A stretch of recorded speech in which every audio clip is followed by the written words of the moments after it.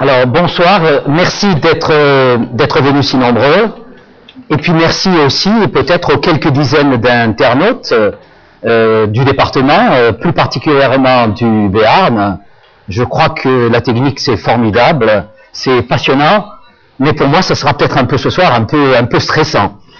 J'espère que je serai comme d'habitude, mais je ne le garantis pas parce que évidemment pour moi c'est tout à fait nouveau et tout à fait formidable, mais évidemment il y a une pression tout à fait extraordinaire. En tout cas, merci aux internautes qui sont là en train de regarder cette conférence. Donc on va éteindre les lumières pour pouvoir apprécier beaucoup mieux les diapositives, mais de toute façon, vous voyez sur l'écran, on va éteindre les lumières s'il vous plaît.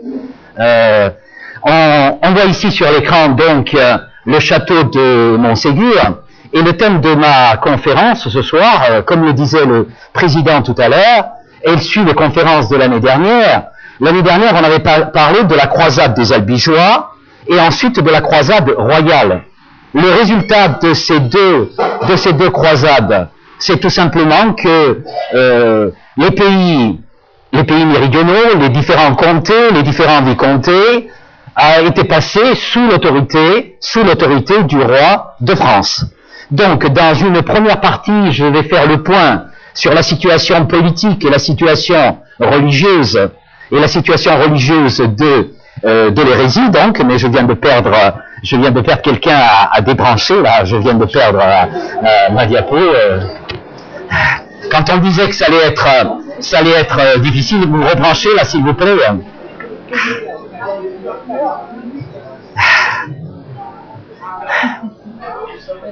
Voilà, allez, on va essayer de reprendre, ça n'avantage pas encore les incidents techniques, j'espère que ça sera le premier et le dernier. Donc j'étais en train de dire que dans une première partie, on essaiera d'analyser la situation politique et la situation religieuse du comté de Toulouse et de la vicomté de Carcassonne. Ensuite, on essaiera de voir pourquoi les cathares, les chevaliers, comme les parfaits, se sont réfugiés à Montségur. Et ensuite, on verra le drame qui s'est passé sur ce POG, sur cette montagne que vous voyez, avec le siège de Montségur, et ensuite le bûcher de Montségur. Alors, je crois qu'il faut revenir un petit peu en arrière et analyser un petit peu cette carte avec ces belles couleurs. Vous voyez ici, surtout ce qui va nous intéresser, un petit peu le comté de Toulouse. Voilà le comté de Toulouse, mais le comté de Toulouse a été amoindri considérablement. C'est devenu une peau de chagrin. Le comté de Toulouse, avant la croisade royale, englobait toute cette région-là, donc qui a été perdue par le comte de Toulouse, c'est-à-dire qu'il n'a plus que la moitié de son territoire.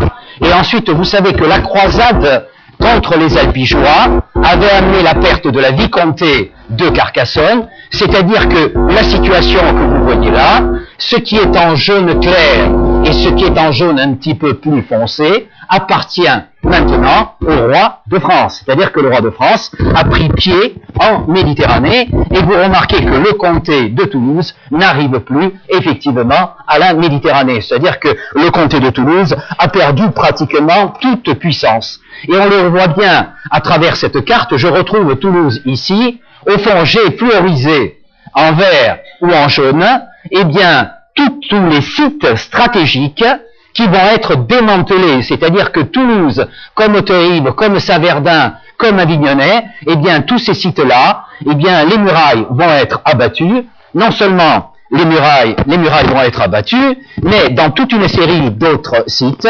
il y aura dans le comté de Toulouse, qui est en principe indépendant, une garnison royale. Autant dire que le malheureux comte à titre viager, mais il n'a en principe plus aucun pouvoir. On verra quand même qu'il va essayer de reconquérir son pouvoir. Vous voyez d'ailleurs le résultat du traité de Paris qui a été signé par Raymond VII, qui a été battu évidemment par l'armée royale. À partir du moment où il a été battu, il a bien fallu négocier avec le roi de France.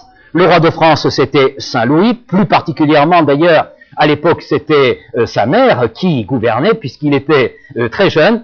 Et le résultat, c'est que sa seule fille, sa fille unique, Jeanne, va devoir, une obligation, va devoir épouser, non pas par amour, mais par raison et par obligation, comme je le disais, Alphonse de Poitiers, qui est le frère de Louis, IX.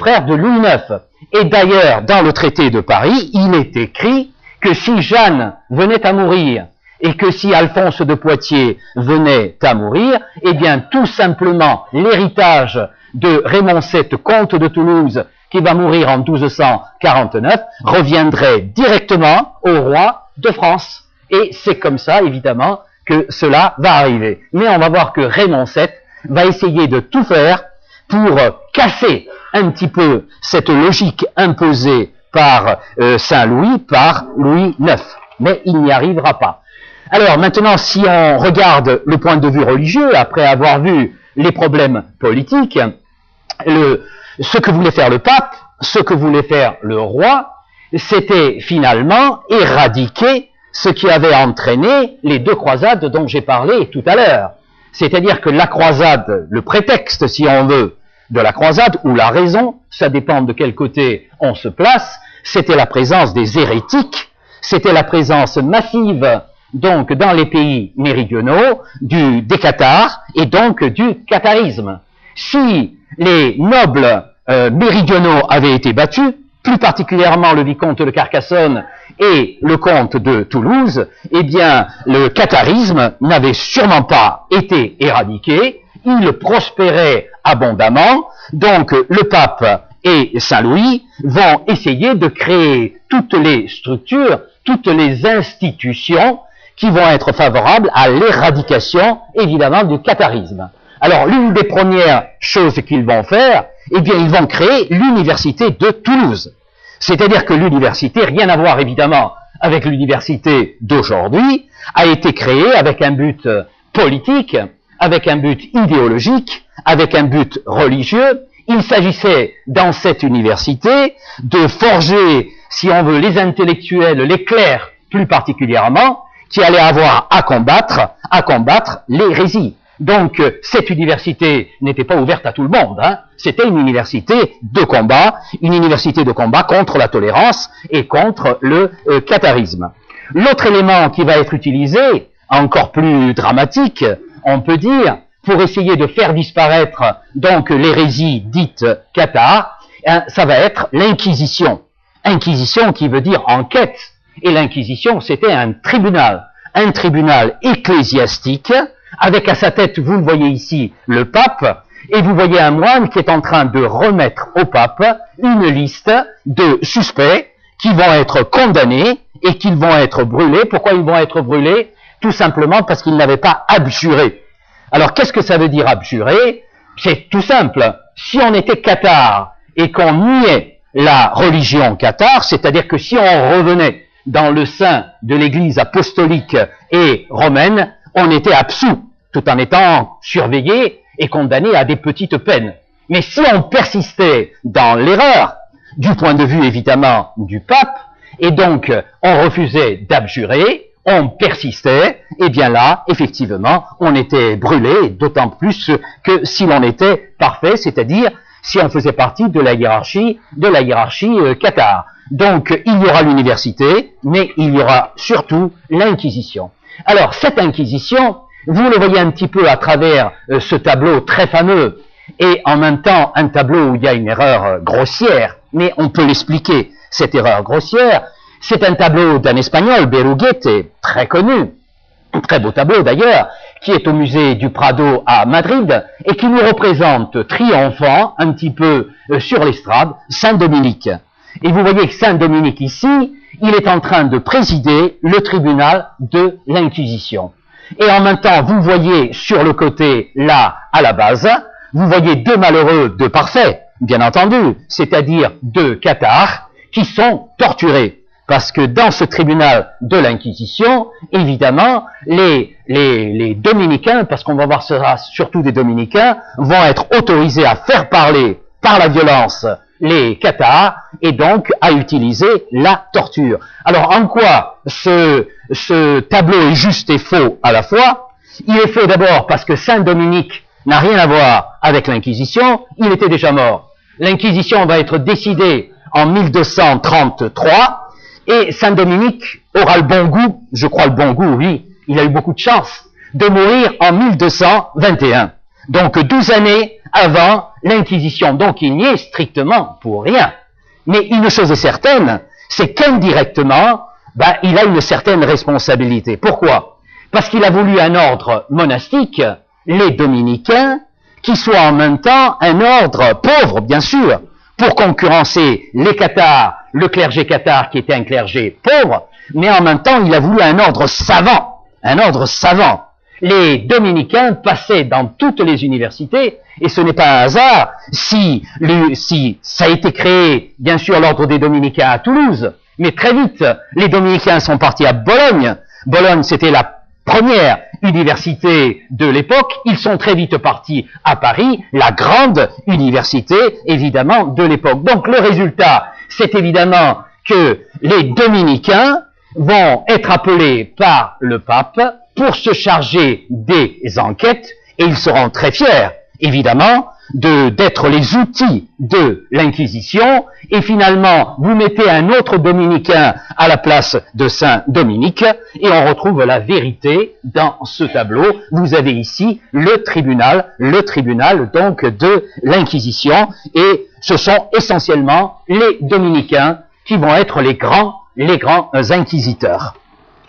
Alors, quel va être le résultat de l'Inquisition? Inquisition, je le disais, ça voulait dire une enquête. Bon, comment procédaient les inquisiteurs? Je vais aller assez vite parce que ce n'est pas le thème de ma conférence, mais c'est tout simple. Ils décrétaient d'arrestation pratiquement tout un village, et puis ils commençaient à interroger les gens, à essayer de les faire parler. S'ils ne parlaient pas, ils étaient mis au fer, bien sûr, plus ou moins dur d'ailleurs, ils étaient mis au pain et à l'eau, ils étaient mis en prison, et puis quand quelqu'un commençait à parler, évidemment on le cuisinait, si on veut, pour le faire parler encore plus. Ça permettait d'arrêter toute une série de personnes, et ensuite de procéder à toute une série de condamnations. Et la condamnation évidemment la plus grave, la condamnation la plus dure, disons pour un croyant normal, c'est-à-dire un laïc, mais qui n'était pas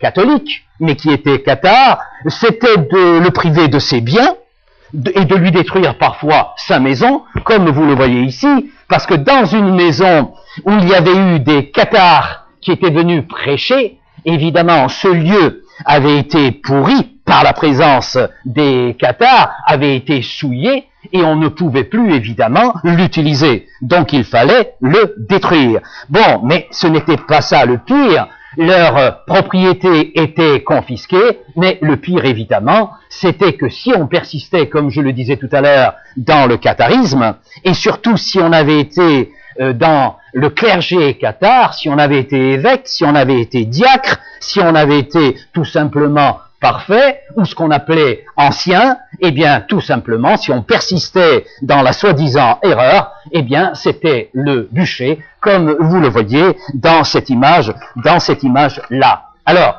ce qu'il faut bien savoir, c'est que le catharisme, qu'est-ce qu'il va faire dans ces conditions-là? La situation, elle va changer du tout au tout. Le catharisme va prendre le maquis, si on veut.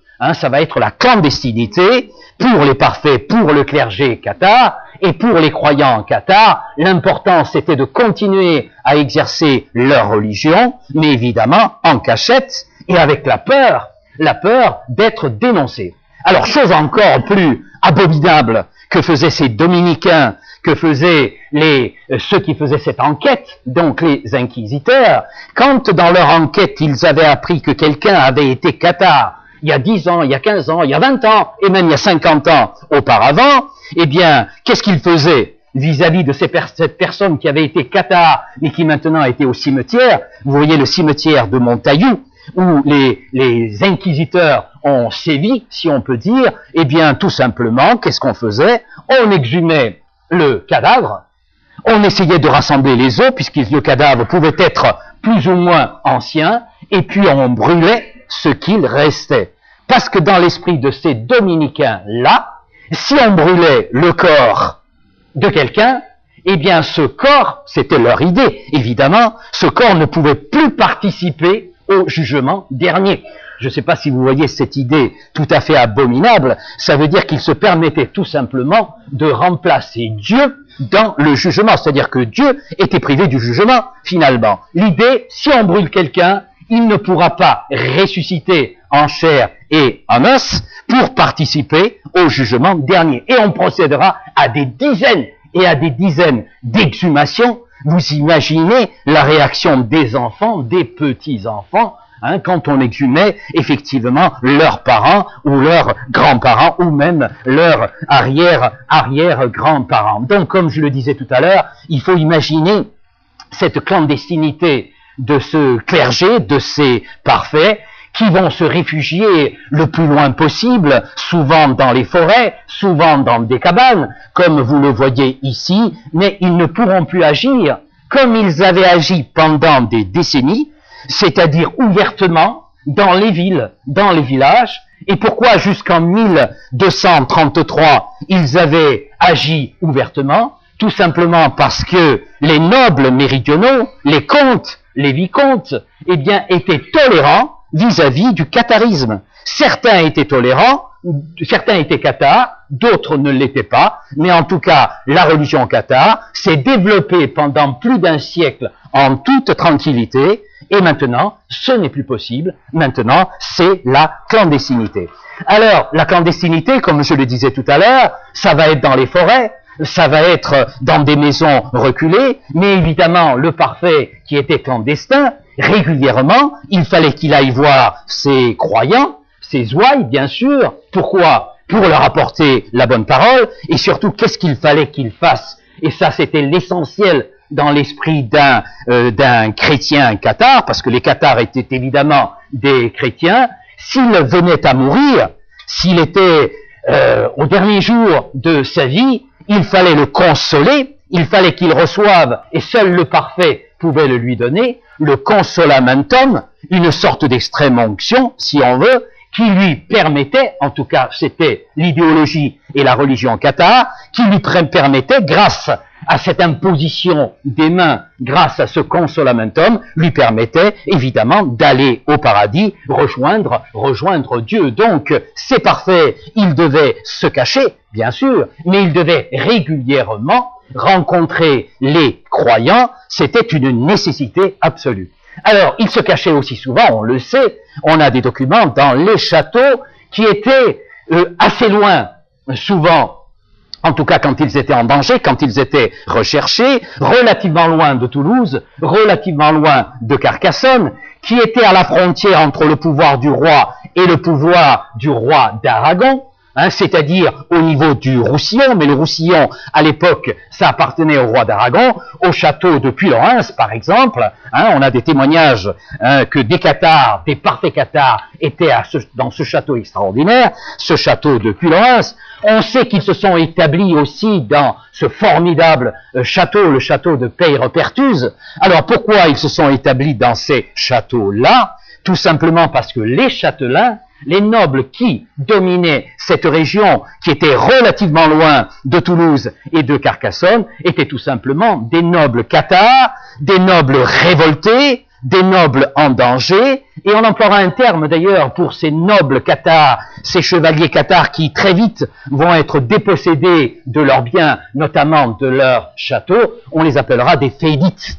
Donc ces fédites, qui sont cathares, eux, contrairement aux comtes de Toulouse, eh bien, vont recevoir dans leur château la hiérarchie donc de la religion persécutée, et l'un des plus fameux châteaux sera évidemment le château de Quéribus, que vous voyez ici, mais vous voyez en même temps qu'il y a la mer un petit peu plus loin. Vous avez la plaine de Perpignan ici. Donc vous voyez qu'on est loin de Toulouse, et donc on est un petit peu à l'abri pendant un certain temps, parce que le roi de France, à un certain moment, va s'occuper de tous les châteaux que je viens de vous montrer et qui servaient de refuge aux cathares. Alors, maintenant j'en viens au super refuge, bien sûr, à la citadelle par excellence des cathares, c'est-à-dire Montségur. Et là, c'est la volonté de l'évêque. Parce que chez les cathares, il y avait des évêques, il n'y avait pas de pape, il y avait des évêques, il y avait l'évêque de Carcassonne, l'évêque du Razès, il y avait l'évêque d'Albi, il y avait l'évêque de Toulouse, mais l'évêque le plus important, c'était l'évêque de Toulouse. Vous le voyez là, personnage éminent, un intellectuel de haut vol, c'est Guilabert de Castres. Guilabert de Castres, donc, qui était évêque de Toulouse, va prendre une décision terrible, une décision formidable, d'une certaine façon, va décider de réunir, si on veut, l'élite des cathares, c'est-à-dire du clergé cathare, et comme ce clergé était en danger, mettre à l'abri ce clergé, et le mettre à l'abri dans la forteresse la plus formidable, dans la forteresse de Montségur. C'est une décision de Guilabert de Castres. Et Guilabert de Castres va demander au châtelain de Montségur, que vous voyez ici, dans ce pogue-là, dans ce pain de sucre tout à fait extraordinaire, va demander au châtelain Raymond de Péreille de fortifier un petit peu le site et d'accepter que viennent sur le site cinquantaine de parfaits cathares au début, mais ensuite 100 et sans doute jusqu'à 200 cathares. Et en même temps, ce site du catharisme, ce qui va devenir la capitale des cathares, c'était pas se réfugier pour se réfugier, évidemment, c'était un abri temporaire, mais évidemment, les parfaits régulièrement descendaient dans la plaine, dans les vallées, faire leur travail, c'est-à-dire prêcher, c'est-à-dire consoler. Mais il a estimé qu'il fallait, pas très loin de Foix, pas très loin de Toulouse, un lieu, évidemment, pour protéger cette élite cathare, parce que si cette élite-là était, évidemment, éliminée, eh bien, le catharisme disparaîtrait, il ne pouvait pas y avoir. Dans la religion cathare était telle qu'elle ne pouvait pas exister s'il n'y avait pas un clergé à sa tête, et donc s'il n'y avait pas de parfaits, et surtout s'il n'y avait pas des parfaits, pour donner le consolamentum. Alors, vous aviez à Montségur, Raymond de Péreille, qui est le noble qui tient Montségur avec son clan, et Raymond de Péreille était d'une famille de cathares. Raymond de Péreille était cathare lui-même, sa mère était cathare. Alors comment une mère peut-elle être cathare? Alors en principe, lorsqu'on est parfait, quand on fait partie du clergé, on n'a pas le droit de se marier, on n'a pas le droit d'avoir d'enfants. Mais ces femmes cathares, ce qu'on va appeler les matriarches cathares, auront une astuce extraordinaire. C'est-à-dire qu'elles vont vivre normalement, tout en étant croyantes cathares, disons jusqu'à l'âge de 30, 40 ans, et puis à partir de l'âge de 40 ans, elles vont quitter en tout bien tout honneur leur mari, et elles vont devenir parfaites. C'est-à-dire qu'à partir du moment où elles entrent en religion, elles n'ont plus évidemment de relations affectives, oui, mais sexuelles, non, avec leur mari, et en même temps, qu'est-ce qu'elles font? Elles ouvrent une maison, comme on disait, pour éduquer leurs enfants et leurs petits-enfants. Ça sera une pépinière de cathares qu'elles vont former, ces matriarches cathares. Donc Raymond de Péreille en est le produit. Alors, dans ce château, il fallait qu'il y ait la hiérarchie cathare, bien sûr, pour la protéger, mais comment la protéger si on n'a pas de chevaliers, si on n'a pas de soldats? C'est la raison pour laquelle Raymond de Péreille va faire appel à son cousin Germain.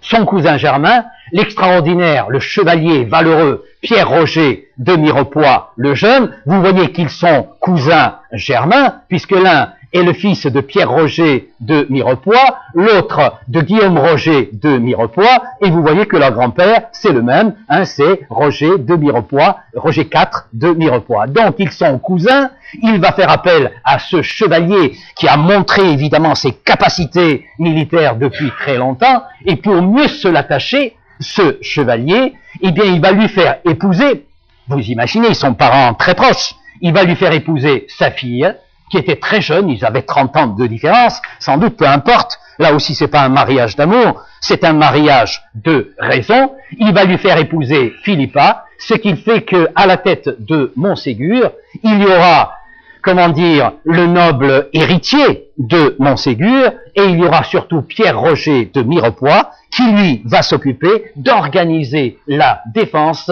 de la citadelle de la forteresse de Montségur. C'est-à-dire qu'à Montségur, il y a donc les parfaits, c'est-à-dire le clergé cathare, mais il y a surtout aussi les chevaliers cathares. Les deux vont vivre ensemble dans ce château tout à fait particulier. Ça veut dire que tout simplement, dans ce château-là, comme je le disais tout à l'heure, on va continuer à faire son travail.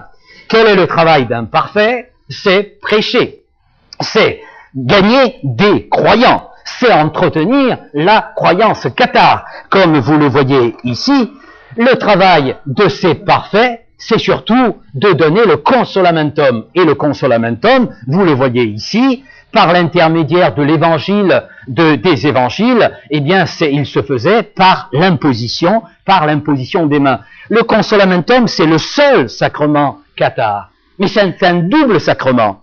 Si vous étiez consolé en étant en pleine force de la vie, si on veut, si vous aviez 20 ou 30 ans, on n'était consolé qu'à une condition, c'est qu'on devienne parfait cathare. C'est-à-dire qu'on fasse partie de la hiérarchie. On devenait à la fois un prêtre et un moine, si on veut.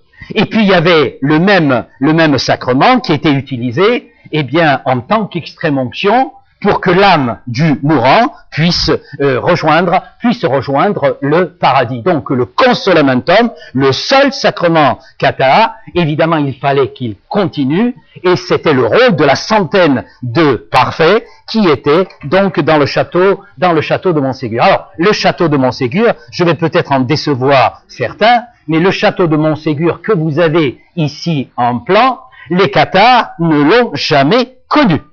Ce n'est pas un château cathare, c'est le château du roi de France.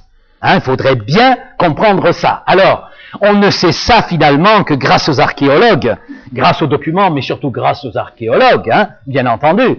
Et qu'est-ce qu'il y avait sur le POG, c'est-à-dire sur la montagne de Montségur? Il devait y avoir une petite forteresse, si on veut, qui tenait lieu de château pour Raymond de Péreille et sa famille et son clan. Imaginons une petite fortification, allez, imaginons celle-ci, mais il n'y avait pas le château tel qu'il existe aujourd'hui. Et autour du château, il y avait des maisons. Il y avait des maisons, c'est-à-dire que ce n'était pas un château, mais c'était ce qu'en Occitanie, et ce qu'en Italie aussi, on appelle un castrum. Un castrum, c'était un village fortifié, avec un tout petit château, mais surtout pas une forteresse, comme vont le construire les Français. Alors on a retrouvé les traces, évidemment, de ce castrum. On a retrouvé les traces, vous les voyez ici, des maisons, ici les traces des maisons. Un peu plus bas, on a retrouvé des escaliers. Vous voyez, c'est sur la bordure, en bordure du précipice. On a trouvé les citernes. On trouve les traces du castrum, mais qu'une partie du castrum. Parce que lorsque Montségur sera pris, à partir du moment où les cathares ont sévi, dans l'esprit évidemment des catholiques de l'époque, il fallait raser le castrum. Donc le castrum a été rasé et on ne peut trouver qu'aujourd'hui, évidemment, que le substrat, c'est-à-dire les fondations des petites maisons qu'on a du mal à imaginer, on peut quand même les imaginer, des cathares. Bien, comment devait être ce castrum? Je crois qu'il devait être un peu comme ce petit village qui sera un village cathare au XIIIe siècle, qui est pas très loin de Fangeau, qui n'est pas très loin de Carcassonne, et qui est le village de l'Aurac. Vous voyez, l'Aurac ici sur une colline, imaginez-le sur le POG qu'on a vu tout à l'heure, sur la montagne. Ici, à l'Aurac, il y avait le château avec un noble qui était cathare, un chevalier cathare, et autour du château, eh bien, vous aviez les maisons tout autour. Voilà comment devait être Montségur, et pas du tout comme c'était aujourd'hui. Les maisons, je crois qu'elles devaient ressembler à ça. On le sait, les maisons étaient en bois, à peine un petit peu de pierre, mais l'essentiel, c'était en bois. Les toitures étaient en chaume. Et ça sera terrible, évidemment, quand il y aura l'artillerie, c'est-à-dire les catapultes qui vont se mettre à agir sur le haut de Montségur. Donc il faudrait que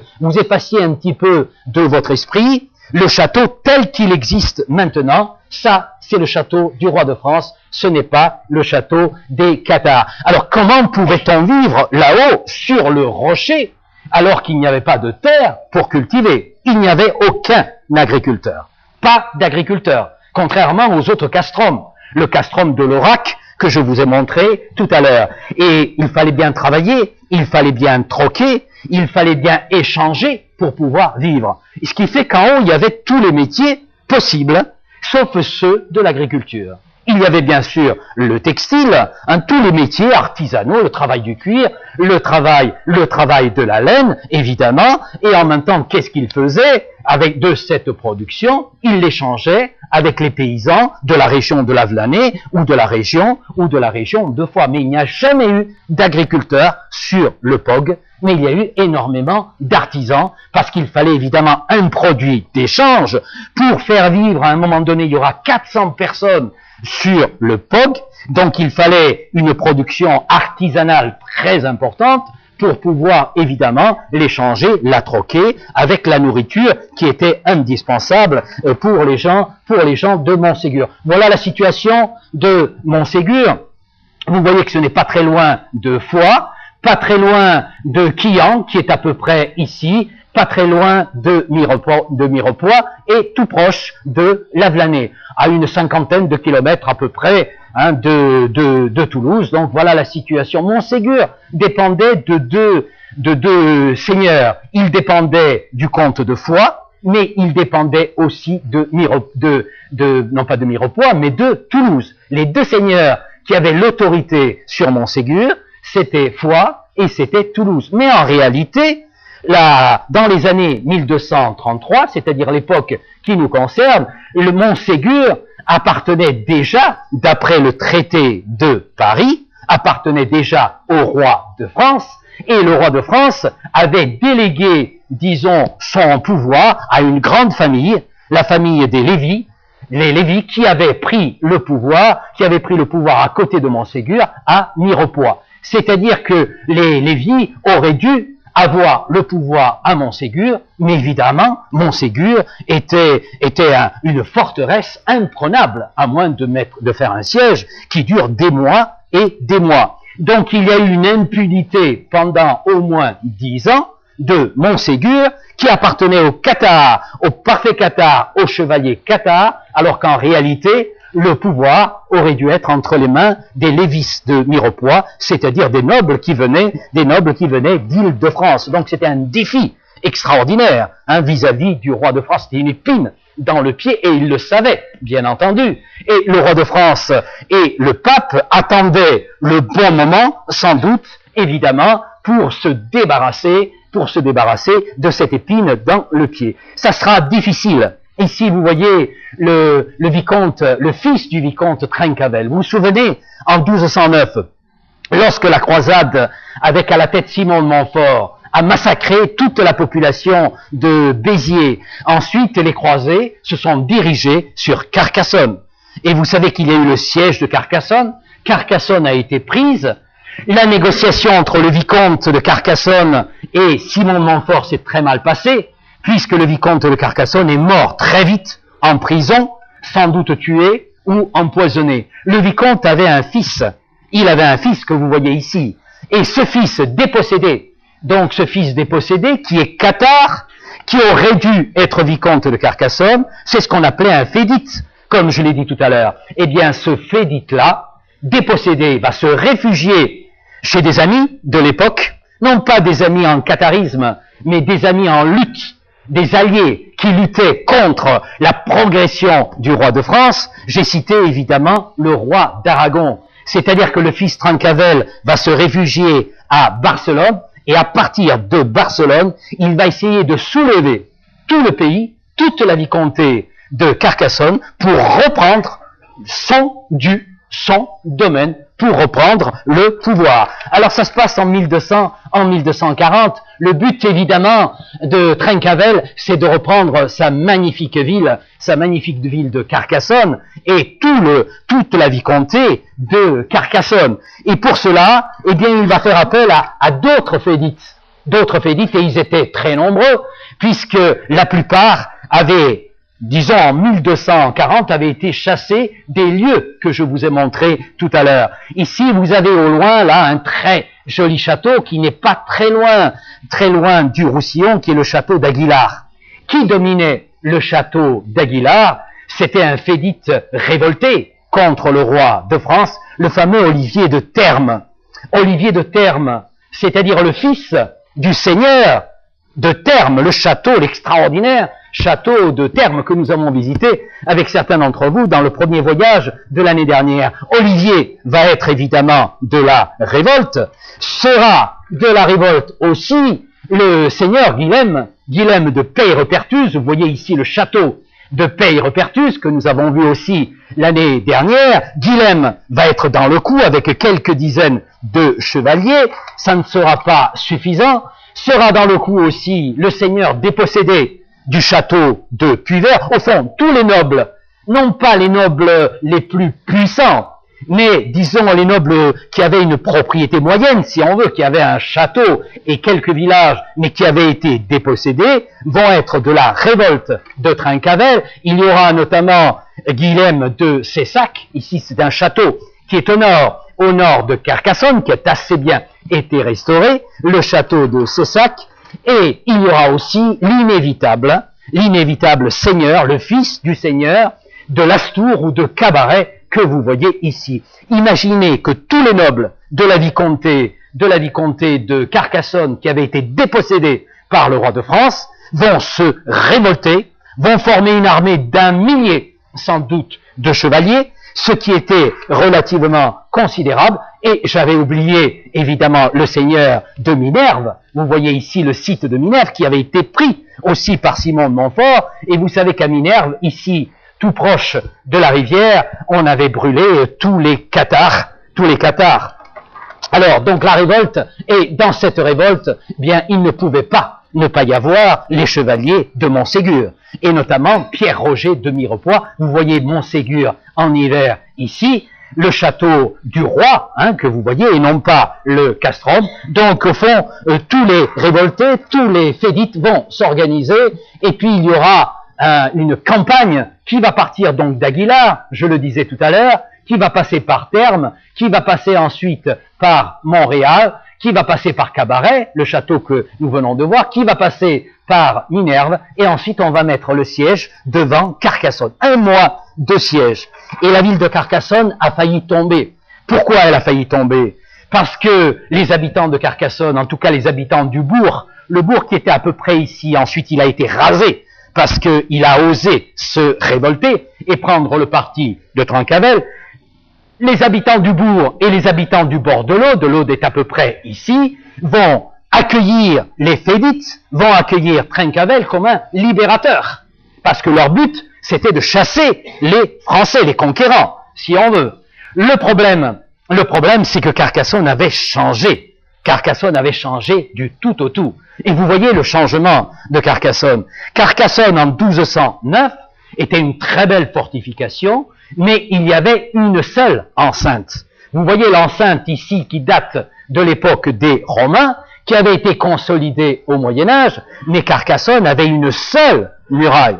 Ce que vont faire les Français, très vite, ils vont comprendre que c'était un site stratégique essentiel, et ce qu'ils vont faire, ils vont entourer la première muraille, ce qui était unique à l'époque, d'une seconde muraille, et vous voyez ici la seconde muraille.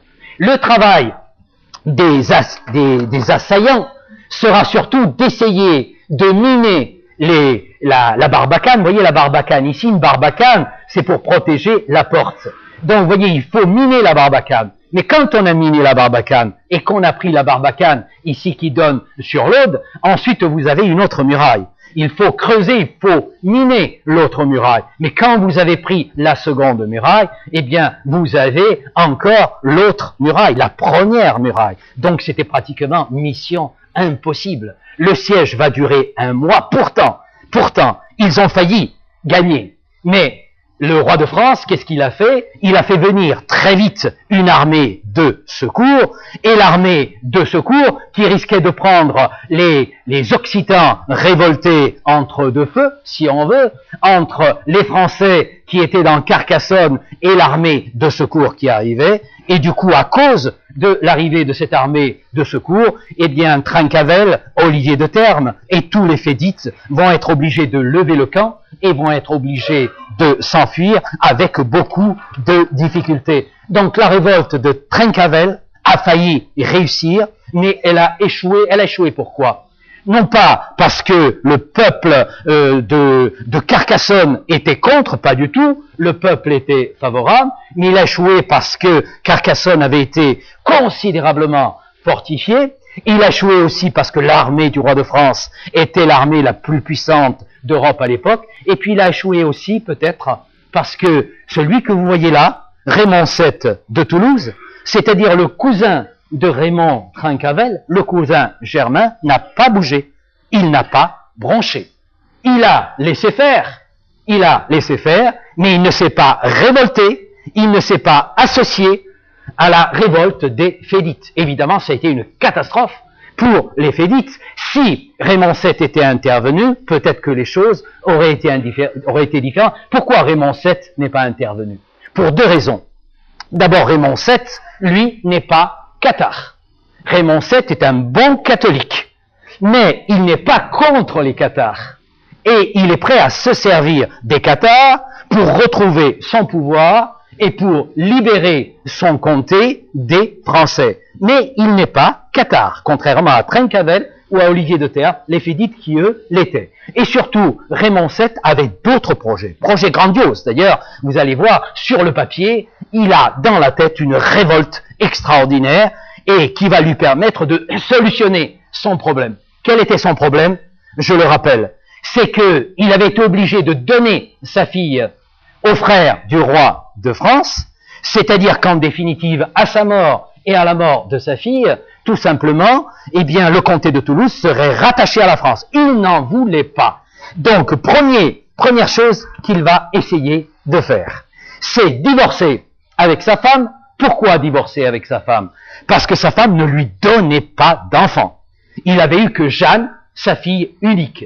Et lui, ce qu'il aurait voulu, c'est évidemment avoir un garçon qu'il aurait imposé comme héritier à la place de sa fille, tout simplement. Donc il va essayer de divorcer, il va y arriver.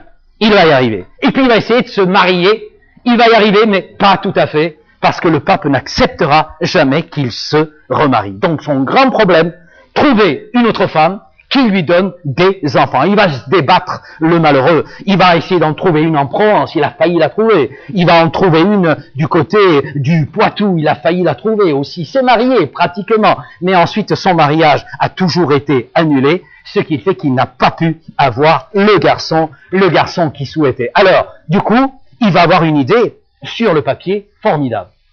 On ne peut pas, se disait Raymond VII, battre le roi de France avec les méridionaux seulement. Nous ne sommes pas assez puissants. Donc, pour battre le roi de France, il faut mettre en place une coalition internationale formidable contre la France. Et cette coalition internationale formidable, moi, Raymond VII de Toulouse, si on veut, je peux la mettre en place. Pourquoi?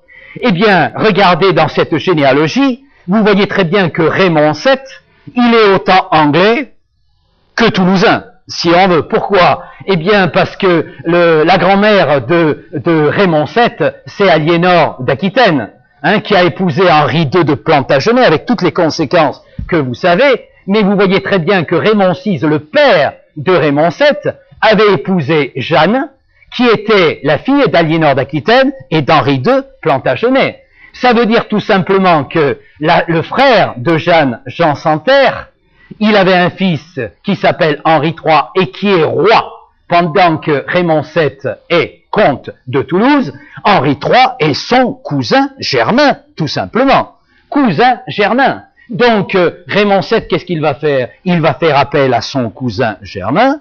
Pourquoi? Parce que tous les deux ont le même ennemi, et l'ennemi, c'est le roi de France, puisque vous savez qu'Henri III était possessionné chez nous en Aquitaine, bien entendu. Donc, la coalition des deux puissances contre l'ennemi, le roi de France, c'est plausible, en tout cas, sur le papier. Mais en même temps, il a d'autres alliés, et il avait un allié en puissance formidable aussi, qui ne supportait pas que le roi de France se rapproche de la Méditerranée, se rapproche du Roussillon, et deviennent l'ennemi principal de l'Aragon. Hein, ici, c'est le roi d'Aragon que vous voyez là. Et le roi d'Aragon, Jaime I, le conquistador, le conquérant, eh bien, lui aussi va donner, si on veut, va appuyer, en tout cas formellement, va appuyer Raymond VII dans sa révolte. C'est-à-dire que dans l'esprit du roi d'Aragon, finalement, si Raymond VII, avec le roi d'Angleterre, réussit sa révolte, c'est-à-dire s'il commence à gagner, alors là, ça devient intéressant, je m'engage dans la coalition.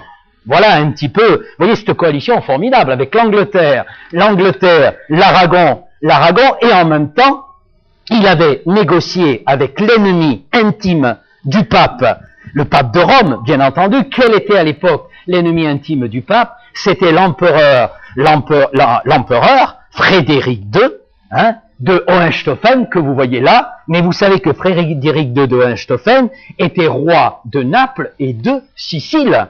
Et que la lutte avec le pape était terrible à l'époque, hein, c'était vraiment une guerre ouverte. Donc vous mettez l'empereur, vous mettez le roi d'Angleterre, vous mettez le roi d'Aragon, vous mettez le comte de Toulouse, et vous y ajoutez, et vous touillez après, hein, vous ajoutez le comte de Foix, toujours prêt, évidemment, à se battre parce que lui, effectivement, il avait une sensibilité cathare et de famille très prononcée. Vous avez une révolte formidable qui va se mettre en place. Et cette révolte, elle va surfer, si on veut, sur le mécontentement, sur la haine d'une partie des méridionaux vis-à-vis des Français. Et cette haine, vous l'avez dans cette poésie, ce troubadour. Qu'est-ce qu'il nous dit, ce troubadour? Tous les jours, je m'irrite et j'ai de la colère. Et la nuit, je soupire. Que je dorme ou que je veille ou que je me tourne, j'entends le peuple courtois, sous-entendu le peuple méridional, le peuple occitan, crier humblement « Sire !» aux Français, sous-entendu se mettre à genoux devant les Français. Les Français ont de la miséricorde, à condition qu'on les paie. Je ne leur connais pas d'autre justice.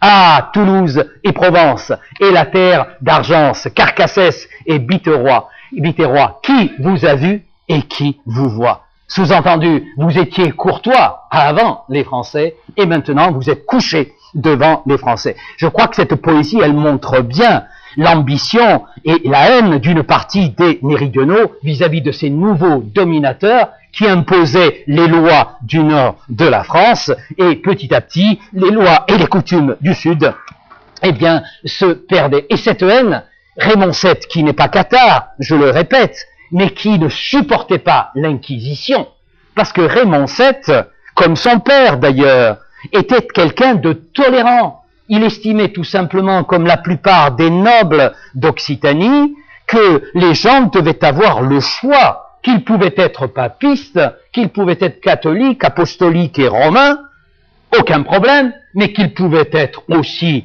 tout simplement cathares, et qu'ils pouvaient être aussi, hein, on a des documents là-dessus, et même il les employait, qu'on pouvait être le plus normalement du monde, juif.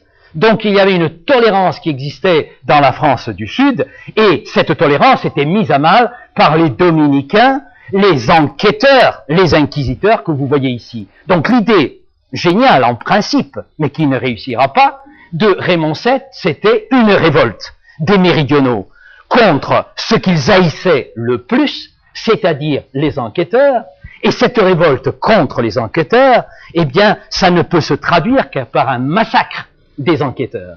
Et qui peut massacrer les enquêteurs? Les chevaliers les plus éminents, les chevaliers les plus courageux. Ces enquêteurs-là, en tout cas une partie, un groupe d'11 personnes, la plupart des dominicains, ils vont se rendre, ils vont partir de Toulouse, c'est-à-dire de chez Raymond VII, pour se rendre ici à Avignonnet. Vous avez la petite ville d'Avignonnet avec les murailles un petit peu ici de l'époque où il y aura le drame d'Avignonnet. Ils devaient aller à Avignonnet, d'ailleurs ils allaient de village en village pour enquêter. Ils avaient fait brûler d'ailleurs récemment des dizaines et des dizaines de personnes, et ils venaient à Avignonnet pour continuer évidemment à enquêter et donc à punir et donc à brûler. Donc l'idée de Raymond VII, je vais faire appel aux chevaliers de Montségur, c'est pas très loin, c'est à 2 jours, 3 jours de route, et ils vont massacrer les enquêteurs. Pourquoi? Je sais où vont être les enquêteurs, se dit Raymond VII. Ils vont être chez moi, parce qu'Avignonnet appartenait à Raymond VII.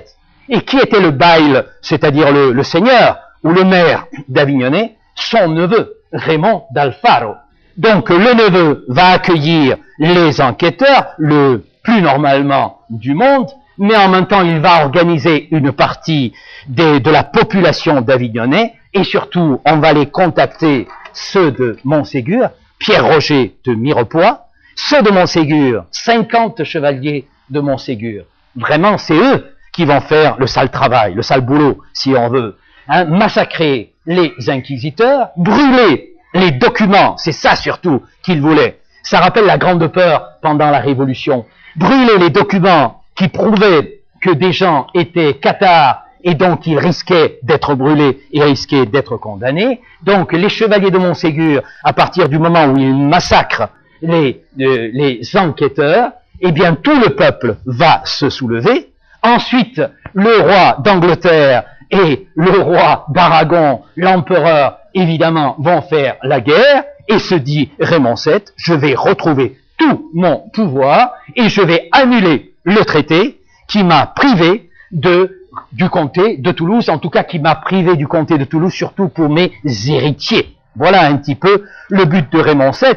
C'est formidable ce qu'il a eu en tête. Alors, le résultat, vous le voyez en partie ici, c'est que une partie du plan va réussir formidablement. Vous voyez ici le tableau qui est d'ailleurs à Avignonnet et qui représente le massacre des 11 inquisiteurs. Ça sera une véritable boucherie.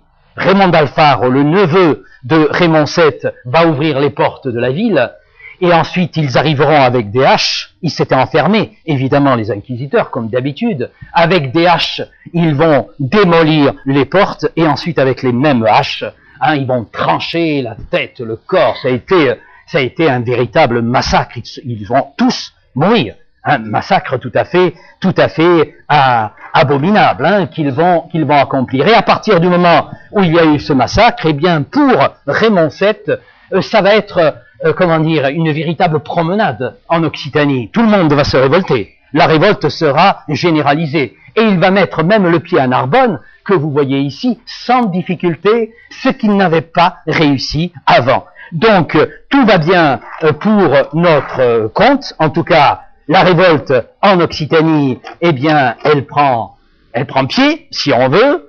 Tout fonctionne très bien grâce à ceux de Montségur.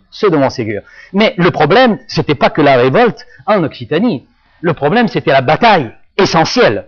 Et le champ de bataille essentiel dans l'esprit de Raymond VII, c'était du côté de l'Aquitaine que ça devait se passer, à Taillebourg. Ici, vous voyez ce qui reste du château de Taillebourg, mais dans cette carte-là, eh bien, vous voyez un petit peu où a eu lieu la bataille. Le roi d'Angleterre, le cousin du comte de Toulouse, va débarquer du côté de Cognac, qui est à peu près ici, va marcher sur Taillebourg, et Saint-Louis, eh bien, Saint-Louis va aller à la rencontre du roi d'Angleterre. Eh bien, le résultat, malheureusement pour Raymond VII, eh bien, sera la défaite d'Henri III. Henri III va être battu à Taillebourg. Encore une fois, pourquoi? Parce que l'armée française était la meilleure armée d'Europe à l'époque. Et donc, il va remporter la victoire. Henri III, qu'est-ce qu'il va faire? Il va aller en retraite vers le sud, et il va arriver à Bordeaux. À Bordeaux, où il est battu. Et en même temps, à partir du moment où le roi d'Angleterre est battu, c'est le comte de Foix qui prend peur. Et il a raison, évidemment. Le comte de Foix prend peur parce qu'au fond, le comte de Foix, eh bien, était indépendant et n'avait pas été touché par la croisade royale. La croisade royale avait touché le comté de Toulouse, mais le comté de Foix était resté autonome, était resté indépendant. Si maintenant le comte de Foix est battu par le roi de France, eh bien, il se dit, le comte de Foix, ça va être mon tour. Et donc, qu'est-ce qu'il va faire, le comte de Foix? Eh bien, il va changer de camp.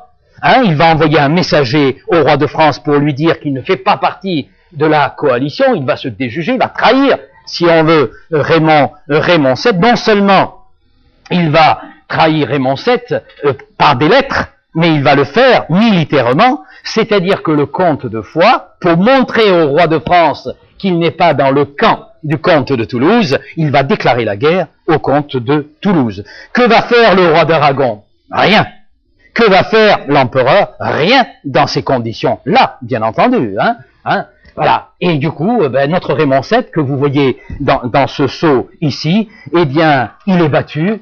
Il va falloir qu'il aille à Paris, auprès de Blanche de Castille, que vous voyez ici, auprès de Saint-Louis, qui avait à peu près 25 ans, je crois, à cette époque-là. Eh bien, il va aller faire amende honorable. Il va s'excuser, évidemment, d'avoir mis en place cette énorme coalition, en essayant de faire porter la responsabilité, évidemment, à l'empereur et au roi d'Angleterre. Il n'en est pas à la première action de ce genre, évidemment. Donc, il va s'excuser platement, et le roi Saint-Louis, Blanche de Castille, le roi Saint-Louis est cousin germain, pratiquement, avec Raymond VII. Ils vont lui pardonner. Ils vont lui pardonner à une condition.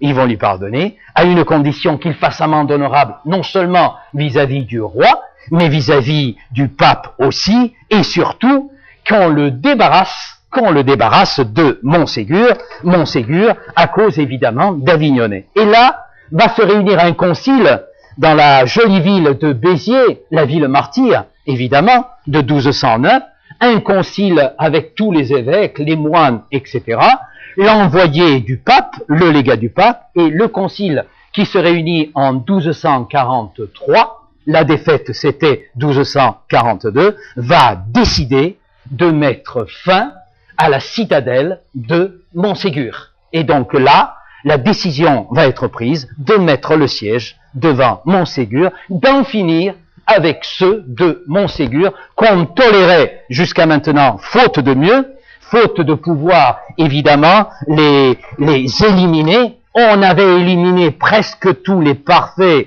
qui étaient dans la plaine, qui étaient dans les villes. On ne pouvait pas prendre Montségur, ou en tout cas on estimait que c'était trop difficile. Maintenant la décision est prise de mettre le siège devant Montségur. Plusieurs milliers de soldats.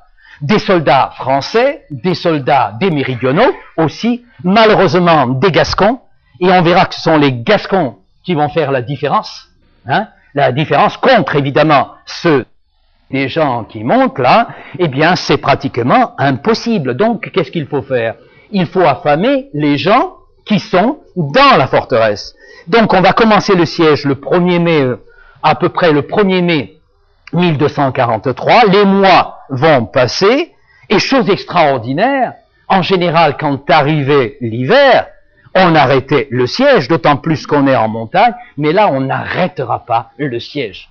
L'Église et le roi vont mettre toutes leurs forces, vont mettre le paquet pour en finir effectivement avec Montségur. Donc le siège va durer pratiquement 10 mois. Donc on veut affamer ceux de Montségur. Mais on s'apercevra très vite qu'on n'arrive pas à affamer ceux de Montségur, parce qu'ils arrivent toujours à passer. En achetant parfois les gens qui faisaient le siège, ils arrivent toujours à passer, et puis il y a Roger de Mirepoix, et puis il y a la centaine de fédites, la centaine de chevaliers, la centaine de guerriers qui sont à la fois, eux ils sont à la fois, pour la liberté de leur pays, mais ils sont en même temps tous cathares.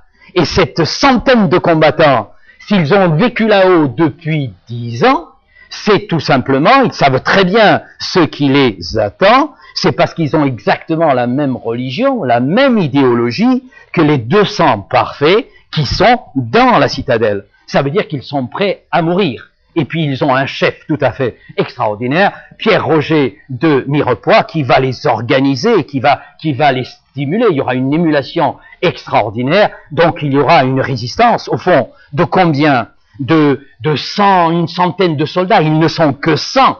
Ils ne sont que 100, les soldats. Contre 10 000, on pense qu'à un moment donné, il y a eu 10 000 Français méridionaux qui faisaient le siège devant Montségur. Vous imaginez 100 contre 10 000. Ils vont résister des mois et des mois. Et ils auraient pu résister très longtemps. Le problème, c'est que dans toute forteresse, il y a toujours une faille. finalement.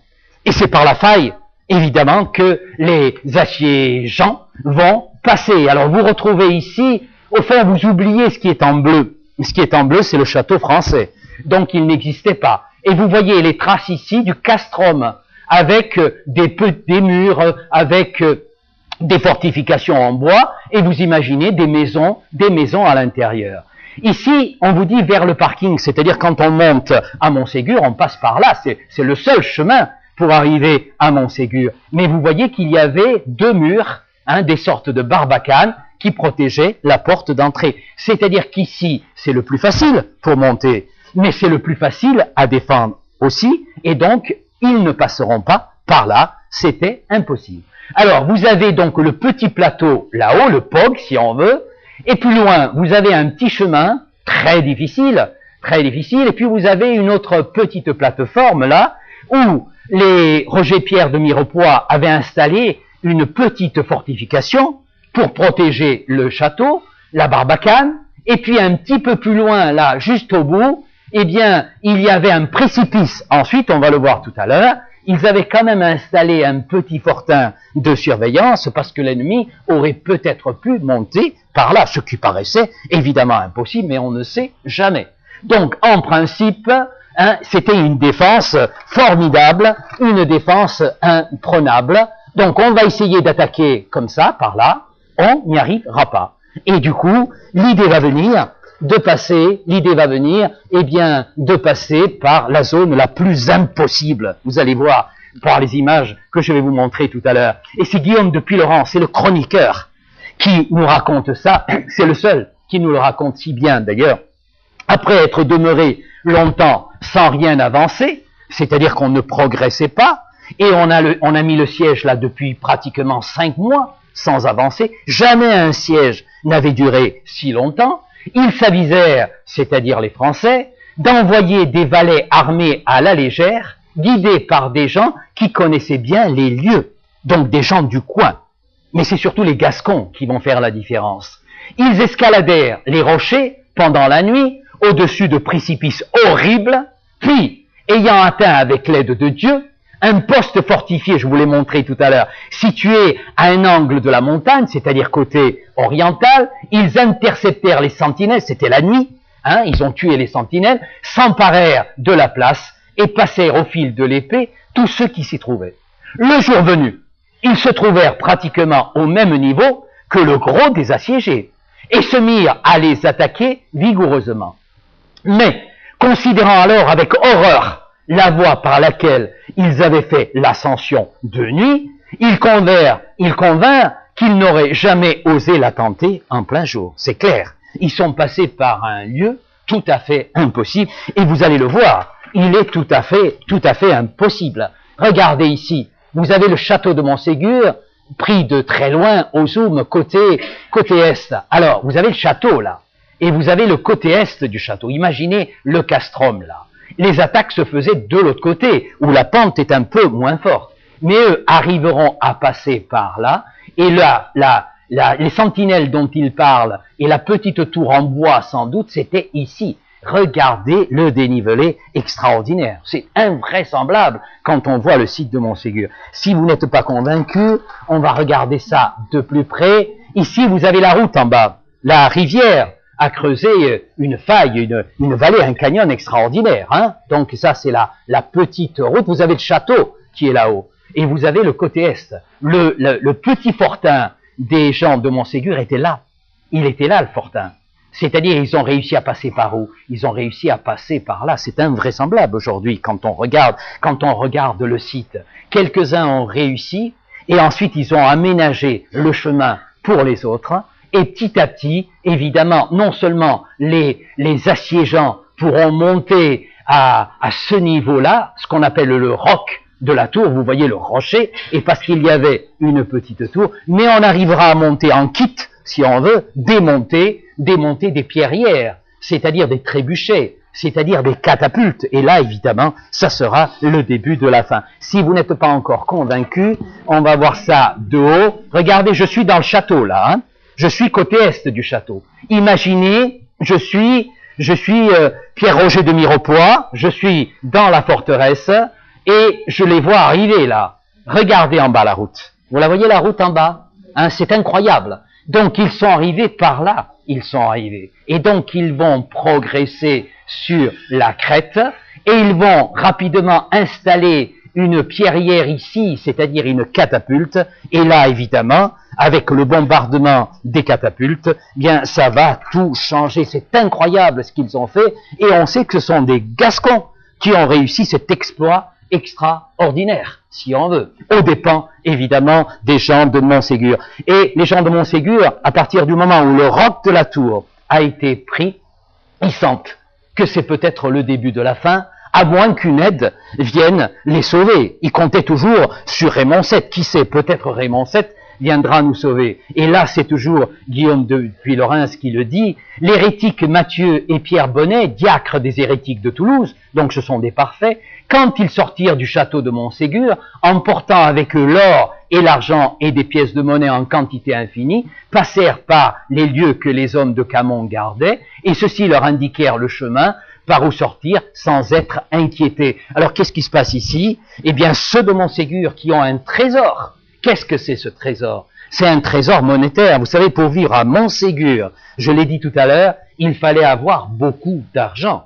Pourquoi il fallait avoir beaucoup d'argent? Pour acheter la nourriture qu'on ne pouvait pas produire. Donc ils sentent que c'est le début de la fin, donc leur trésor monétaire, peut-être des livres aussi, eh bien, ils vont les mettre à l'abri. Comment ils vont les mettre à l'abri? Eh bien, vous avez 2 ou 3 parfaits, c'est-à-dire qui font partie du clergé, avec des cordes, qui vont descendre côté occidental. Ils vont négocier avec les Français qui surveillent. Souvent, c'était des gens du pays. Ils vont les soudoyer. Ils vont leur donner une partie du trésor, si on veut. Ils vont les laisser passer. Et comme ça, le fameux trésor de Montségur va être mis à l'abri. Alors, en même temps, ils vont voir arriver ceux de Montségur, ils vont voir arriver à cette période où tout tournait mal, parce que les assiégeants ont mis le pied sur le POG, finalement, et qu'ils vont installer leur catapulte, ils vont voir arriver un machinator. Un machinator à l'époque, dans l'esprit de l'époque, c'est un constructeur de trébuchets, ou un constructeur, vous voyez un trébuchet ici, un constructeur de catapultes. C'est-à-dire que sur le POG, les cathares vont construire, Pierre Roger de Mirepoix va faire construire des catapultes. Et vous aurez des batailles d'artillerie en haut entre les cathares et les Français, donc, qui vont se battre par pierres interposées. Et ces pierres, on les a retrouvées. Vous savez, ces pierres-là, c'est les pierres qu'on a trouvées sur place. Et on en a trouvées au musée de Montségur. Il y en a une bonne vingtaine. Certaines de ces pierres pesaient 200 kilos. Je ne sais pas si vous voyez une pierre de 200 kilos qui tombe sur les maisons dont je vous ai parlé tout à l'heure. C'était la catastrophe. Donc, qu'est-ce qu'il aurait fallu faire? Évidemment, détruire. Ils vont essayer d'ailleurs. Pierre Roger de Mirepoix, avec un groupe de fédites, vont essayer de brûler la catapulte adverse. Ils n'y arriveront pas, malheureusement pour eux. Et leur maison, je reprends des maisons, mais voilà le type de maison qu'il devait y avoir à Montségur, c'est-à-dire avec un toit de chaume. Imaginez les blocs qu'on a vus tout à l'heure, de 50, 100 kilos, qui s'abattent sur ces maisons, la nuit même, la nuit. Bon, c'était évidemment, on ne pouvait pas tenir. Alors, comme on ne pouvait pas tenir, qu'il y avait de plus en plus de blessés, eh bien, les soldats vont commencer à s'inquiéter. De quoi ils vont s'inquiéter? Pas tellement de mourir, pas tellement d'être battus, absolument pas. Aucun document ne nous parle de la peur de ces 100 résistants du POG de Montségur. Ils avaient peur de quoi? Ils avaient peur d'être blessés, à mort pratiquement, et de mourir sans avoir le consolamentum, c'est-à-dire le baptême qui allait leur permettre de rejoindre Dieu au paradis. Et ça, évidemment, pour eux, qui étaient des cathares, c'était impossible. Et c'est la raison pour laquelle il y aura ce qu'on appelle la convenienza. Alors, qu'est-ce que c'est la convenienza? Ça veut dire une convention, finalement, entre les combattants et le clergé cathare. Il y aura un traité, un contrat, si on veut, et ce que demandent les guerriers, les chevaliers, les écuyers, ils demandent tout simplement que s'ils sont blessés à mort et qu'ils n'ont pas la possibilité de parler, parce que recevoir le consolamentum, un peu comme l'extrême onction, il fallait que celui qui la demande dialogue avec le prêtre. Et donc la peur de ne pas pouvoir dialoguer, parce que si on recevait un boulet de catapulte, évidemment, on était encore un peu vivant, mais on ne pouvait pas répondre au parfait, pas pour longtemps, bien entendu. Et donc l'inconvénient, ça qu'est-ce que c'est? C'est la promesse que vont faire les parfaits, donc le clergé, de donner le consolamentum aux futurs morts, qui étaient encore vivants, bien entendu, même s'ils n'étaient pas capables de répondre. Vous voyez, l'inquiétude de ces combattants, c'était pas de mourir, mais c'était de mourir dans de bonnes conditions, c'est-à-dire de recevoir le consolamentum et de pouvoir rejoindre, évidemment, de pouvoir rejoindre Dieu, de pouvoir aller au paradis. Alors, voilà, dans cette carte-là, magnifiquement expliqué, un petit peu comme ça va se passer. Regardez, ça commence le 1er mai 1243. Premier combat de l'autre côté, hein, le côté le plus facile, là où on accède aujourd'hui à Montségur. Enfin,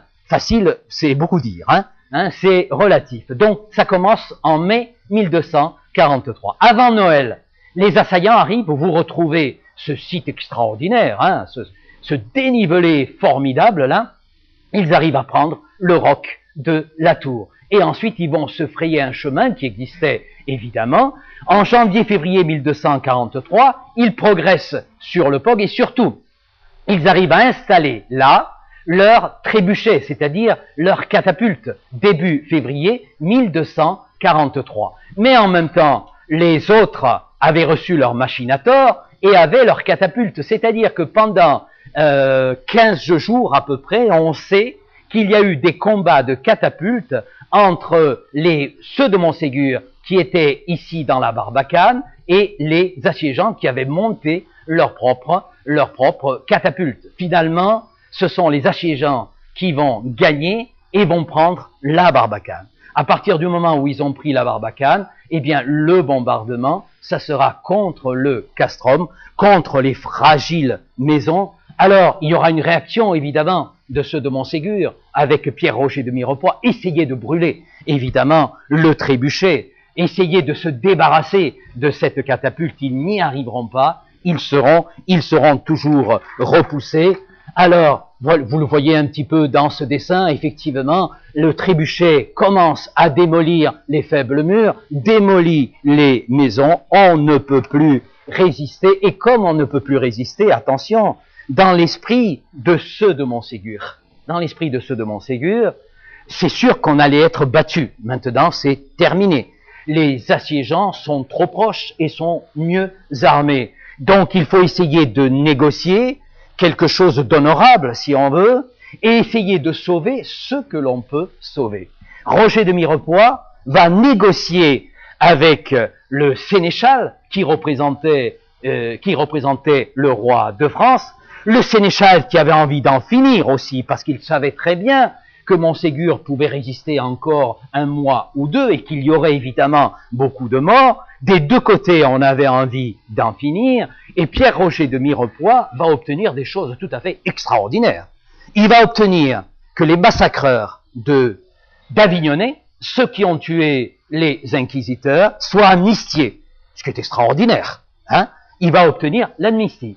Il va obtenir aussi, deuxième chose, que les soldats qui ont combattu, donc les chevaliers, les fédites, hein, les 90 qui restent à peu près, hein, puisque certains étaient morts, eh bien qu'ils aient la vie sauve, Alors ce qu'il ne va pas obtenir évidemment, c'est que les parfaits, et qui veulent rester parfaits, c'est-à-dire ceux qui s'obstinent dans le catharisme, eux évidemment devaient être brûlés, comme c'était la coutume. Mais il va sauver la moitié des gens de Montségur, notamment les femmes, parce qu'il y avait des femmes aussi, et notamment les enfants, parce qu'il y avait des enfants aussi. Donc il a obtenu en grande partie satisfaction. Il demandera une dernière chose, une trêve de 15 jours, pour se préparer, évidemment, préparer à quoi? Cette trêve de 15 jours, eh bien, dans l'esprit de Pierre-Roger de Mirepoix, c'était un espoir fou, un espoir terrible, un espoir qui ne pouvait pas se concrétiser. Parce que, comme je l'ai dit tout à l'heure, Raymond VII n'était pas cathare. Mais il y a toujours eu l'espoir, parce que Raymond VII avait envoyé, paraît-il, des documents. Ils nous disent que c'est Raymond VII qui a envoyé le machinator, le constructeur de catapultes. Donc il y a toujours eu l'espoir que Raymond VII va revenir, d'autant plus qu'il était en Italie. Pendant qu'il y avait le siège, il était en Italie. Et qu'est-ce qu'il faisait en Italie? Il négociait avec le pape et il négociait avec Frédéric II. Et l'espoir fou des gens de Montségur, Raymond VII va revenir avec l'empereur et il va nous libérer. Donc, dans les 15 jours qui viennent. Voilà un petit peu ce qu'a obtenu Pierre-Roger de Mirepoix. Alors, Raymond VII, évidemment, ne s'intéressait pas du tout à ce qui se passait, malheureusement, à Montségur. Raymond VII ne rentrera que 4 mois après la prise de Montségur. Vous voyez que c'était vraiment le cadet de ses soucis, ce qui se passait à Montségur. Il était d'accord pour utiliser les chevaliers de Montségur quand il en avait besoin, opportuniste évidemment, mais la religion cathare, ce n'était pas sa religion, hein, c'était un opportuniste, hein, tout simplement. Alors, ce qui va se passer aussi à Montségur, là, dans les derniers jours, surtout la veille de la reddition, donc la veille du bûcher, eh bien, une partie de ces guerriers, je vous ai dit qu'il y avait 97, sans doute, soldats, peut-être 10 à 20 étaient déjà morts. Il devait peut-être rester 75 à 80 soldats. Certains, d'ailleurs, étaient blessés. Eh bien, une partie de ces soldats-là ne voulait pas, même si Pierre-Roger de Mirepoix l'avait obtenu, ne voulait pas quitter Montségur comme ça.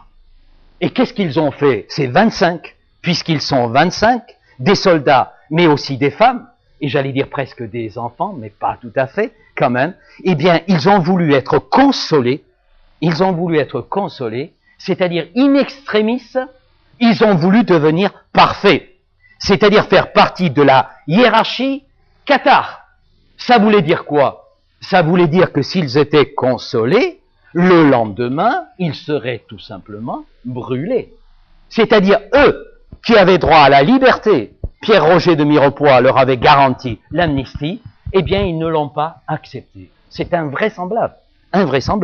Ils ont préféré mourir avec les parfaits, parfois avec leurs parents, mais mourir en étant consolés, c'est-à-dire en recevant la colombe du Saint-Esprit, et en même temps avec l'idée, si je meurs consolé dans le feu, dans le bûcher, mon âme, elle va rejoindre l'esprit, mon esprit, qui est déjà au ciel.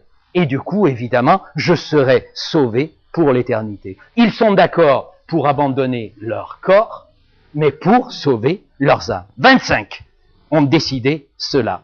C'est-à-dire ont voulu mourir volontairement en étant consolés. C'est incroyable, difficile à comprendre aujourd'hui. Parmi ces 25, Guilhem de la Hille, que vous voyez ici, il a été blessé à Montségur. C'était un chevalier donc qui a eu l'amnistie. Il a refusé l'amnistie. Il a demandé à Bertrand Marty, qui était l'évêque qui avait succédé à Guy Labert de Castres, de le consoler. Et le lendemain, évidemment, il se jettera volontairement dans le bûcher en espérant, évidemment, que son âme rejoigne le paradis. Encore plus poignant, si on veut. Corba de Péreille, la dame de Montségur, c'est-à-dire la femme de Raymond de Péreille, la femme du seigneur de Montségur, pardon, pas la femme de Pierre-Roger de Mirepoix, et la dame donc de Montségur, eh bien, qu'est-ce qu'elle va faire? Je dis des bêtises, là. Excusez-moi, la femme de Raymond de Péreille, ce qu'elle va faire, elle va elle aussi demander à être consolée, et le lendemain, elle va quitter son mari, parce qu'elle va se jeter dans le bûcher. Mais elle va se jeter dans le bûcher, pas toute seule. Regardez, ici, c'est incroyable. Vous avez Corba de Péreille, morte en 1244, dans le bûcher de Montségur. La femme du seigneur Raymond de Péreille. Mais elle ne meurt pas toute seule. Il y avait sa mère, une matriarche, un Marquesia de Lanta, ici, qui va mourir aussi en 1244. Sa mère devait avoir environ 70 ans. Je l'imagine un petit peu handicapée. On ne peut pas l'imaginer autrement. Mais c'est pas fini. J'ai entouré aussi Esclarmonde. Esclarmonde, c'est sa fille. Et sa fille, effectivement, qui avaient un handicap, on le sait d'après certains documents. C'est-à-dire, vous avez les trois, la fille, la mère et la petite fille, qui vont aller volontairement au bûcher. C'est incroyable. C'est invraisemblable dans l'esprit, évidemment, que nous avons aujourd'hui. On les imagine le 16, puisque ça s'est passé le 16. Ils ont décidé le 15 de recevoir le consolamentum. On peut imaginer, après les 15 jours de trêve, on imagine le 16, les soldats du roi de France montent au château pour prendre, évidemment, possession du château, et on sait que le groupe des 225, ils n'étaient que 200, maintenant ils sont 225, avec les derniers consolés. On les imagine descendant par le chemin qui permet d'accéder au château. On imagine devant l'évêque de Toulouse, Bertrand Marty, avec tous les parfaits qui sont heureux d'ailleurs de se jeter dans le bûcher. On imagine derrière les 25 dont je parlais, et on imagine surtout Corbat tenant sa mère à moitié handicapée, et puis tenant sa fille qui, elle, était handicapée. On les imagine descendant, tombant, sans doute parfois, et puis quand ils arrivent tous en bas, qu'est-ce qu'on a préparé? On a préparé un enclos avec des échelles. Les 225 vont monter sur les échelles et vont se jeter dans l'enclos où il y avait le feu, Corbat, sa mère et sa fille, et les 200 et les 225. Voilà comment, si on veut, au XIXe siècle, on a représenté un petit peu ce qui s'est passé à Montségur. Donc là, qui va être brûlé? Les parfaits et les parfaits in extremis, dont je viens de vous parler. Quant aux soldats, eux, les autres, quant aux femmes, parce qu'il y avait des femmes, bien sûr, quant aux enfants, parmi les 25, d'ailleurs, il y a eu des couples, 2 couples, qui se sont jetés ensemble dans le feu. Eh bien, les autres vont être interrogés par l'Inquisition et vont être libérés, mais tous ne vont pas mourir, ceux de Montségur. Il y aura 4 rescapés. Les 4 rescapés volontairement, C'est incroyable qu'on n'ait pas mis à l'abri, ne serait-ce que l'évêque Bertrand Marty. Mais Bertrand Marty n'a pas voulu s'enfuir. Il a voulu mourir avec les autres. Mais 4 se sont sauvés. Pourquoi ils se sont sauvés? Pierre-Roger de Mirepoix a décidé de les sauver indirectement. Parce que dans Montségur, il y avait le reste du trésor, si on veut. Il y avait un peu de monnaie, si on veut, très importante, évidemment, pour les communautés de la plaine qui survivaient, et puis il devait y avoir des livres, les livres qu'utilisaient les cathares. Donc il y avait la deuxième partie du trésor. Et les 4 parfaits, qu'est-ce qu'ils vont faire? Avec des cordes du côté occidental, qui est encore pire que le côté oriental du roc de la tour. Ça devait être des jeunes, évidemment, ça ne pouvait être que des jeunes expérimentés et courageux. Avec la seconde partie du trésor, ils vont partir. Ils vont quitter Montségur la nuit avant, ils vont échapper aux gardiens pour aller où? Pour aller rejoindre dans une grotte où on avait mis la première partie du trésor. Et ce trésor, on le sait, il va partir pour l'Italie, il va partir pour la Lombardie, parce qu'on était sûr que là-bas, il était à l'abri. Finalement, il y a 2 plus 4, 6 survivants à Montségur. Les 2 premiers qui ont mis à l'abri le gros du trésor, et les 4 derniers, le reste du trésor, la seconde partie du trésor, et les mêmes, évidemment, vont se retrouver pour mettre à l'abri en Lombardie, donc le trésor. Vous voyez, et c'est de partir, on va le voir dans 15 jours, à partir de la Lombardie, qu'il y aura une sorte de reconquête cathare qui va se faire en Ariège surtout, et qui va se faire surtout à Montaillou. Donc il était important de mettre à l'abri le trésor, parce qu'en Lombardie, évidemment, les cathares, à cette époque-là, étaient beaucoup plus libres qu'en France, et on ne les persécutait pas. Alors on va terminer rapidement, en soulignant quand même que si on connaît tout ça, c'est grâce aux inquisiteurs, bien entendu, qui vont interroger, non pas les parfaits, ils les ont brûlés, qui vont interroger les soldats, ils vont les interroger, beaucoup de soldats vont parler, et donc on a pu reconstituer, eh bien, ce que j'ai fait, évidemment, ce soir. Donc, c'est un peu grâce à eux que nous connaissons le fin fond de cette histoire. Quant à Roger de Mirepoix, ici, vous voyez la superbe ville, la place de Mirepoix, qui est une véritable splendeur. Lui, il a été interrogé, mais comme les accords prévoyaient qu'il serait amnistié, il a été laissé libre, et on a un document qui nous dit qu'en 1262, c'est-à-dire 18 ans, si je calcule bien, 18 ans après Montségur, eh bien, il était toujours en train de combattre, c'était toujours un fédite, et apparemment, il a été fédite jusqu'au bout. Alors, qu'est-ce qui est arrivé à Montségur après? Eh bien, je crois que vous le voyez ici. Je suis dans le village de Montségur. Le village actuel, qui n'existait pas à l'époque des chevaliers cathares. Le village était en haut. Le village, c'était le castrum. Donc, que va faire le roi de France? Il va faire raser le castrum. Il va, évidemment, interdire qu'on s'installe là-haut. Là-haut, il va construire, à la fin du XIIIe siècle, sa formidable forteresse française. Ce sont les architectes français, les ingénieurs français qui vont construire ce château dit cathare, mais qui ne l'est absolument pas. C'est le site qui a été cathare à un moment donné. Quant aux habitants qui veulent s'installer dans le secteur, eh bien c'est le village d'aujourd'hui, de Montségur, mais qui est au pied du POG et qui n'est pas sur le POG, contrairement au castrum. Alors voilà, on peut terminer, non pas sur le château cathare, mais sur le château français qui a été construit donc à la fin du XIIIe siècle, après avoir rasé le castrum, puisque le castrum, dans l'esprit de l'époque, avait été souillé par la présence des cathares, par la présence des parfaits et cathares, et ça me permet donc de terminer cette conférence de ce soir.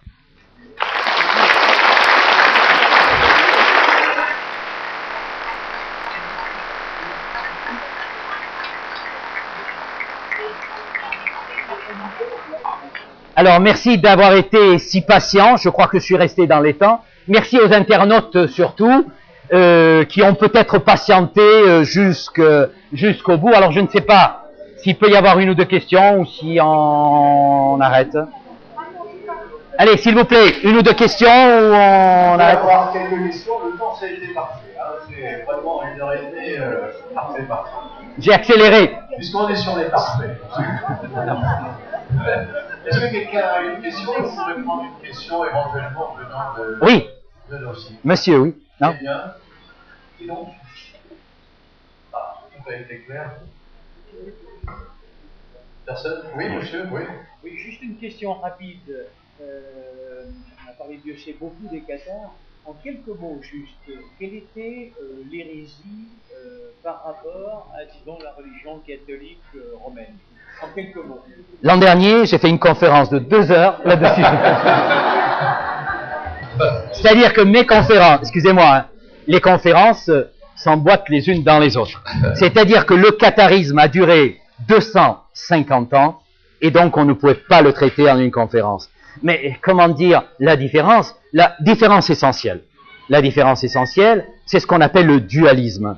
C'est-à-dire que pour les cathares, il y a 2 principes, il n'y en a pas qu'un.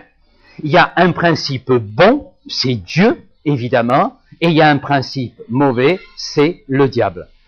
Ça, tout le monde peut le comprendre. Mais où ça se complique extraordinairement, c'est que dans l'esprit des cathares, eh bien, vous avez le principe bon, c'est-à-dire l'âme et l'esprit, qui est né, si on veut, à côté de Dieu, et à un moment donné, ces anges ou ces âmes qui étaient proches de Dieu se sont révoltés, c'est très compliqué, j'avais pris beaucoup d'exemples l'an dernier, se sont révoltés, ils ont été chassés du paradis. Donc vous imaginez les milliers d'âmes, les millions d'âmes qui sont au paradis, qui sont chassées et qui tombent sur la terre, et qui c'est qui va profiter de cette chute sur la terre, entraînée d'ailleurs par l'ange rebelle, c'est-à-dire Lucifer. Le diable, Lucifer, va en profiter pour enrober ces âmes qui sont tombées sur le sol, l'enrober de chair, et du coup, pour le cathare, l'homme est une âme divine, mais prisonnière dans une peau, dans une enveloppe de chair. Alors, donc, tout ce qui est sur la terre, c'est le diable.